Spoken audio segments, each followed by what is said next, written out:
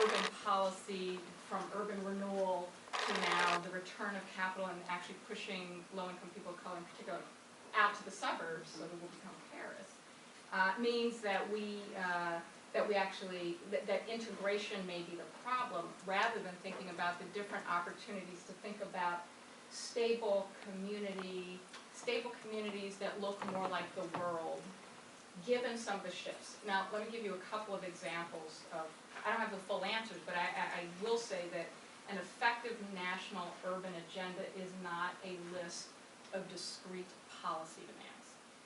And I think that's what we tend to, including me sometimes, right, fall back into easily is, what are the 3 specific policy things that if we won would change everything? Well, we have to have some wins.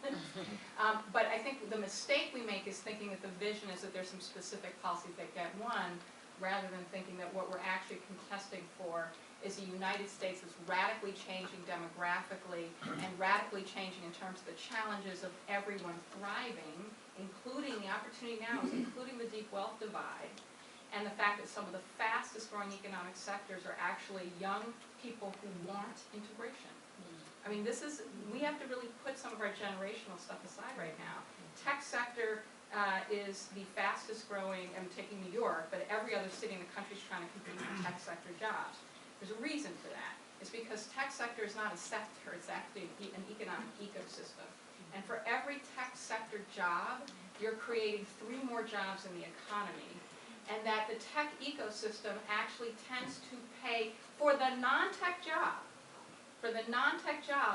more than the exact same non-tech job not in the tech sector. Which means if you actually think about what that, so which is why cities are now competing with one another to try to get that sector. But that sector is actually both politically more aligned with us and extremely interested in living in very diverse urbane environments. And this is actually a shift in what is happening with where we see some capital growing. And I think one of the things we miss sometimes is because it's in a different category, right? Tech sector. Like I can barely use my multiple devices, but it's not just New York. And in fact, Silicon Valley. Now remember, New York is. I am getting on my hobby horse now, but New York is. But racial justice groups miss this because we don't see it as race, and this fundamentally is race. If you think about what's happening right now, so Silicon Valley is the #1 tech sector in the country, right? No surprise there. No one would be surprised. New York is #2.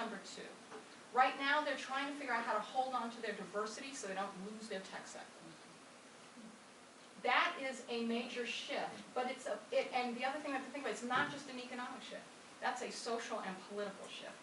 But we have to think about how we organize into that. And that means both how we organize thinking about our urban agenda and our policy demands, as well as how we think about what capital is ours, or how we take and deploy capital in ways that we can. It's even created some interesting opportunities, even sometimes with large corporations, after I said all that pillaring stuff about large corporations. But there's stuff Google will do that Verizon never would. Okay, so we have to think very, very differently, I think, not based on our experience of the past, but really looking at the actual transformational shifts that are happening now that we should be taking ownership of and figuring out how to